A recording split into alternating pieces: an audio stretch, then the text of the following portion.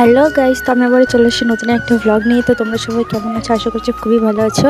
আজকে আমার বোনু রান্না করছিল, বাবা হাটে থেকে চিকেন নিয়ে আসছিলো, ওটাই রান্না করছিল।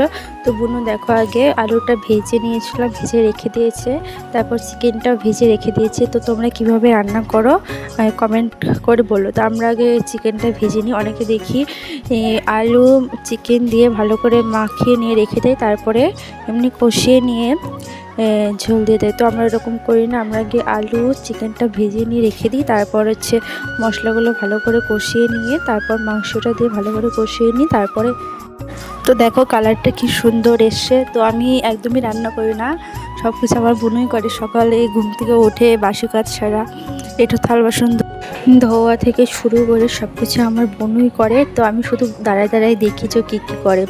তো দেখো আমার কোনো কাজই নেই, আমি শুধু সারাদিন ঘুরি। আর আজকে এই ভিউটা এত সুন্দর ছিল কি বলবো। আর ওইদিকে দেখো ওরা ক্র্যাম খেলছিল আর কী কী খেলছিল আমি অতটা ভালো করে দেখতে পারিনি। তো তারপর দেখি বাবা মিষ্টি নিয়ে আসলো, নিয়ে এসে বললো নে ধর তুই আর তোর ভাই এই মিষ্টিগুলো খেয়ে নি। তো দেখো আমি মিষ্টিগুলো খাচ্ছি, কিন্তু মিষ্টিটা একদমই ভালো ছিল না। তো যাই হোক, খেতে তো হবেই, টাকা দিয়ে নিয়েছি, ফেলে দিলে তো আর হবে না। এক পিস মিষ্টির দাম নিয়েছে 10 টাকা করে। তাহলে দেখো একটা পিস যদি 10 টাকা করে নিই, তাহলে 10টা পিসের দাম কত? তো এত টাকা দিয়ে নিয়ে তো আমি মিষ্টিটা কি ফেলে দেবো?